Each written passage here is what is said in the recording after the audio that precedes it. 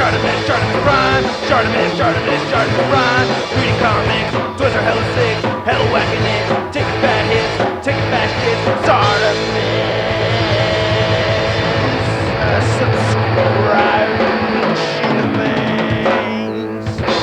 Ooh, tasty. Hey, what's up you guys? ShartimusPrime here, doing another Hot Toys action figure review on the Marvel Avengers Infinity War movie masterpiece MMS 482 Iron Spider 1/6 scale collectible figure. If you're trying to pick this up, you can do so. Big. Get your big badass toys at BigBadToyStore.com. Click the link in the description below. And I want to give a big thanks to MarvelousNews.com for helping make this review possible. If you want to see the latest Marvel news, check them out in the description below. And we have a really cool looking packaging right over here. I really dig this quite a bit. You know, the eyes are all lit up and everything. Really cool image of the Iron Spider. I like how it wraps around right over here on this side. And then you can see that we get the A right there. It looks really cool. You can see the Avengers A wrapping around. Nice gold foil right over there. And on the side it says Iron Spider. And it looks really cool with the Infinity Gauntlet right here in the back. I like that a lot. That looks really cool. You get a foil A right down there. And then on the back you get some warning stuff. At the bottom it just says Avengers Infinity War. On the top it says Iron Spider. Oops, I had it the wrong way. We can do the Hot Toys plop. And come on. And yep, there it goes. And then you can see the figure inside right over there. We get a cool spider logo on that side. And then on the back you can see an A again. And then we got all the people responsible for creating the figure, including Carpenter and Jingle Bell. Yeah, you guys at Hot Toys have really weird stage names. And then on this side you get a gold A again. Alright, let's get to it and crack this thing open. And here's the Iron Spider out of the packaging. And if this pose looks a little familiar, if you remember my Spider-Man Homecoming figure review from Hot Toys, similar pose right over there, just to demonstrate that you can get this figure into some dynamic poses. But man, this thing will wrinkle. If you want to get this figure in dynamic poses, you're guaranteed to wrinkle your figure, and we're going to get into the wrinkles a lot more in detail later on. We do get a lot of cool accessories though with this Iron Spider figure, so I do want to take a closer look at those, and then we'll take a closer look at Spidey. I always recommend reading through the directions before playing with your Hot Toys figure, but with this Iron Spider figure I think it's especially important. And we get a fairly stock stand right here for the Iron Spider. I'm used to seeing these dynamic posing stands, which I really do appreciate, and we get the felted clamp right over there, which is very cool. And then you can see we get this whole stellar kind of design right over here for the Avengers Infinity War Avengers A logo right there. It's all spot varnished and engraved in the plastic, so that's pretty cool. And it just says Iron Spider, no metal plaque. And then aside from the base and the head sculpt, we get all these accessories over here for the Iron Spider. It's quite a bit, man. We get 6 pairs of interchangeable hands. We get 4 pairs of eyes. We get the 3 head sculpts. We get the mask over there. We get the arms for the Iron Spider. We get these 4 different sets of webbing, which we've seen numerous times before, even with Amazing Spider-Man figures. You can see the globby flipping ones right there. You can see the swinging ones, or this is a long swinging one right over here, and then you get these other swinging ones, and then you get this piece that you could attach right over here to the end of one of these, so you could just port it right there. Let's see if I can port that in real quick. See, that doesn't look too bad. So yeah, we've seen this numerous times before. You get a picking tool, which kind of could help with switching out the eyes. I'll get into that a little bit more later on. You get the 3 batteries right there, an extra set of wrist pegs in case you break a wrist peg, and then you get this soft mask, which I didn't expect to be so soft, you know, and it's very nice and metallic looking. Looks pretty good. I like that. But yeah, it's pretty soft material. I didn't expect it to be so soft. And then looking at all the hands, man, I'm really digging them. Now, it's the same kind of set of hands that we've seen numerous times before. We have the fisted hands, the web-grabbing hands, flipping hands, relaxed hands, open hands, and wall-crawling hands. But they all look really good, man. I really like them. We get this nice silver paint in the center right there. They have this very metallic sheen to them, and you can see this cool triangle pattern throughout inside there. That looks really good. I think the hands look fantastic, man. I really like that a lot. Here's a set of thwipping hair, or one of the thwipping hands anyway. Those look really cool. Yeah, I'm very pleased with that. Very, very nice with the hands. I think they always do a really good job with the details from Hot Toys, you know what I mean? And then looking at the eyes, you get the big wide eyes. Same thing as Spider-Man Homecoming. So you can see, I'll just show images. You get the big wide eyes right there. We get the regular eyes right here. We get the squinty eyes right here. And then we get the squintiest eyes right over here. And it is worth mentioning that I wish Hot Toys would just come up with a system, or just like put a little notch on the side of one of the eyes when you're swapping them out. I do find it easiest though to use my thumb and pick from the top right over here and go like this. This is kind of what's been, yeah, there you go. That's been most useful for me. And looking at these arms, man, shoot, these look so sick. Now originally they were all gold from the promo images that we'd seen from Hot Toys, but of course they've changed the color right here to make it more film accurate. Yeah, more film accuracy is always the smarter move. This looks great though. Oh man, I really dig these a lot. I mean, when you put them on the figure, it just really makes the figure stand out a whole lot more. It has quite a presence, man, and you'll see that in just a little bit. Not too pointy over here at the end of these, and I do like how they have indicators right here. This is a down right. It has a DR1 right there, so that's pretty cool. Right, so and you can see right, this one is a DL, and then you kind of have a similar thing going on in the back of the figure, and we'll get a closer look at the suit and everything, but I just wanted to show that you have these ports right here, and you can just pick off a port. I did have one of them get very stuck on me. I did apply very low heat with a hairdryer. I don't recommend applying a very hot air. You very well could damage your figure, so yeah, don't recommend that, but just to demonstrate porting in one of these spider arms in here, it just goes right in like so. So that's pretty cool and easy to do. I recommend not trying to shove it all the way down against the suit because you can rotate it over here at the base of the arm.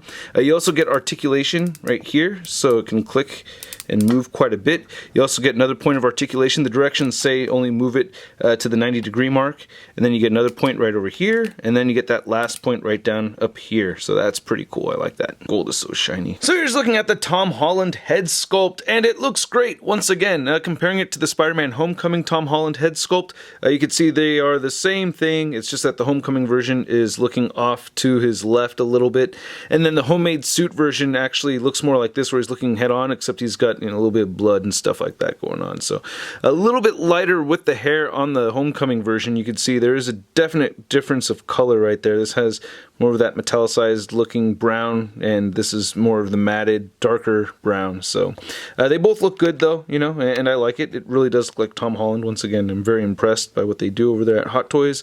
You can see that flesh tone has that kind of slight speckling effect going on, which I really appreciate. That looks really cool. Like how the eyes come out and everything. So yeah, great head sculpt. We've seen it before. Really good. And then looking at the regular head sculpt, or this is the light up feature head sculpt, sorry, and this looks really good. I dig this quite a bit. Getting the lights on or getting the batteries installed is tricky. I feel like Hot Toys doesn't put a whole lot of thought into, you know, making that stuff user friendly, but you know, it works and it looks pretty good once I have the lights on and everything. But I just want to take a look at the head sculpt right there. I really like the pattern and how metallic it looks. Very, very cool. And you know, you just swap the heads off. This is all, you know, a magnet right there, and they're all magnetized.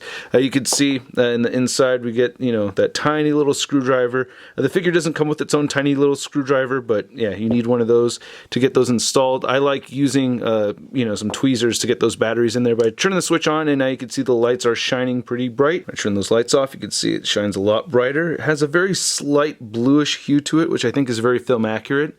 So that looks really cool. I really dig that. You can see the pattern right there in the eyes still. That is awesome. Yeah, very pleased with the light up feature eyes on this. This is really cool. And then bringing us to the last head sculpt, which I kind of already showed off earlier, you know, with the different eyes and everything. So here's the regular eyes. And again, I just think this looks awesome. So yeah, really cool looking head sculpt on this. I can't really complain about it much at all. Now getting into the rest of the figure over here, I love that we get this very metallic sheen throughout on this whole piece. And you guys got to keep in mind that I have played with this figure. I have posed it around. So you are looking at a figure that has been handled quite a bit already. I've gotten this figure into several poses, and I think it holds up fairly well. It's just that I'm really scared to stretch it even more than I've already have.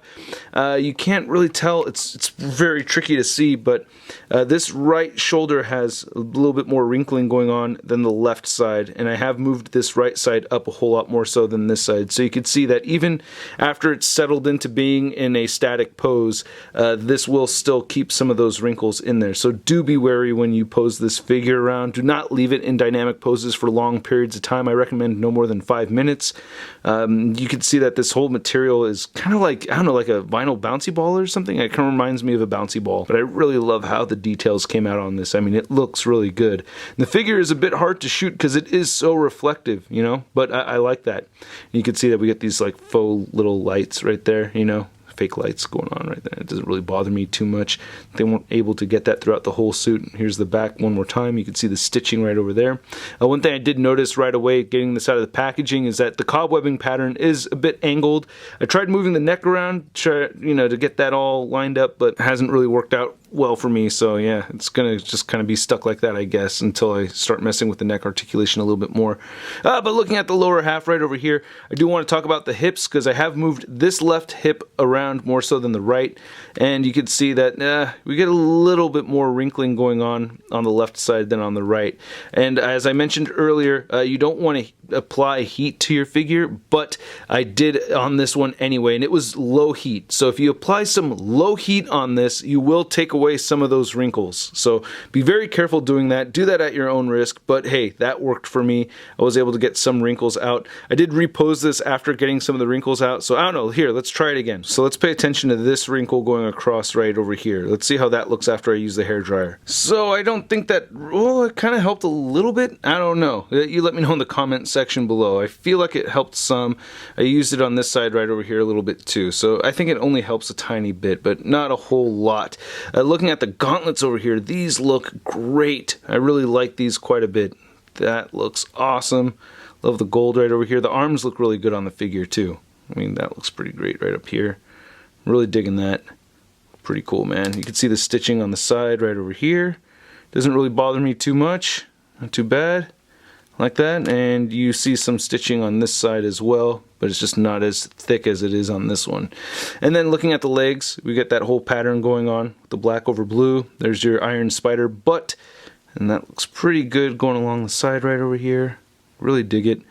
Nice colors throughout on this. I mean, I just love how the whole thing looks very metallic all the way through. I mean, that's just one thing that makes me really happy. You can see some wrinkling going on around the ankles right over here, as you're going to see, with a lot of posing going on. That's going to happen with the figure. And then here's the soles of the feet, looking great. Now, as far as articulation goes, it's worth mentioning that the Tom Holland head sculpt will not look up as far as the masked head sculpts, as you can see right over there. And then putting this regular head sculpt on here, I feel like you could look up a bit higher. So it's cool that the masked head sculpt can look up quite a bit. None of them really look down that much, I feel like I could just get them looking forward and it won't move down. There is a neck joint in there, but it just barely moves. As I mentioned earlier, I haven't really been able to do much with the neck over there, so that's a bit frustrating. We do get a butterfly joint that moves forward and back and doesn't shift up and down. You can get the shoulders moving outward that far, and you can move them down almost all the way. You can rotate forward, just that much, and back that much. I should stick to this side that I've moved around a lot more. So you get a bicep swivel in there. You get the double jointed elbows that do bend in more than 90 degrees, but the directions say keep it at 90. And then you have the wrist pegs that can hinge up and down and turn side to side. I will mention that because of these gauntlets over here, or the web shooters, you can't really move the wrists back. So when you get him into thwipping poses, he can't move his wrist down to get a good thwipping pose. It's always going to feel a little bit weird with it just totally being straight out from the wrist. So a little bit of a gripe. You can get his abs crunching forward that much and back that much. He does have some diaphragm twist, and you can see the diaphragm pivot right there. The waist crunch will go forward that much and back. We do get waist swivel in here and some waist pivoting. Oh man, it's scary moving that stuff around. And you could move the hips outward just this far. I like to scooch the fabric away from the hip joint so I don't get any pinching going on. So yeah, that's how much hip articulation I'm getting on mine. As far as moving upward, the directions say you can move it 90 degrees all the way up, but I have not done that yet, and I just don't want to risk doing that. I mean, there, I did it. Okay, well, that's not even that much higher. It's still not 90 degrees, but hey, I was able to get the legs moving up a little bit more so they can move back some. Get an upper thigh cut, double jointed knees, and again, they say only 90 degrees, but you could bend in a little bit more than that, I feel like, for a short period of time. Good ankle articulation. You can move the ankles down, you can move them up. You get side to side motion, good ankle pivot, like that ankle pivot, and we get some really good toe articulation. Now measuring out the height of this Iron Spider figure, you can see that he is standing at 12 inches tall. And then for your Tom Holland Spider-Man figure comparison, we have the homemade suit version, the homecoming version, and the Iron Spider right there. And yeah, I put the Iron Spider to the right because I wanted to see the evolution of a Spider-Man. I cannot wait for Far From Home. I like the design choice of keeping the darker blue color, but then going back to the original kind of design, so I think that's pretty neat. And then comparing this Hot Toys Iron Spider next to another Hot Toys Infinity War figure, we have Thor. And it's kind of funny that these two never cross paths at all throughout the whole movie. I kind of just realized that right now.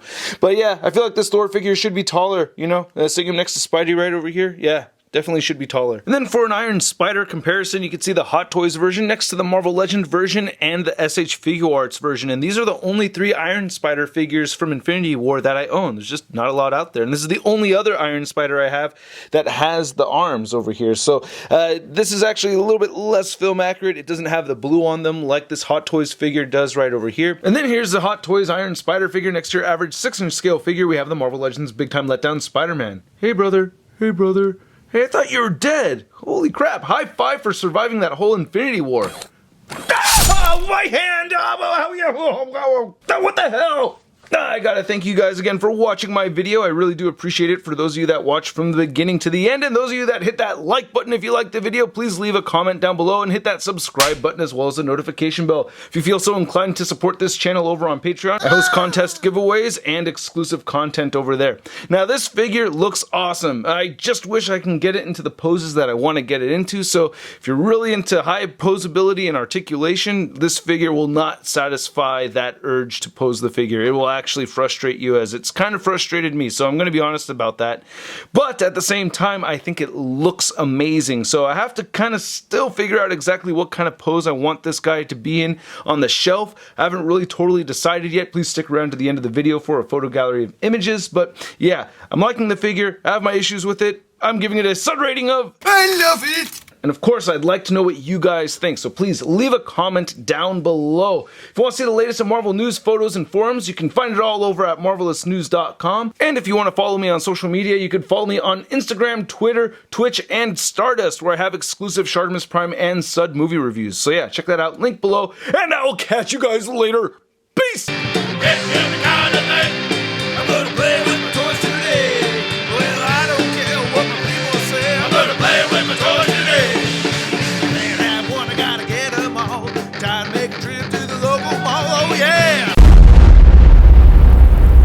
Crispy.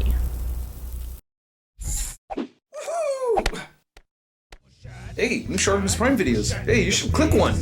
Yeah, click on one of them. Or subscribe if you haven't.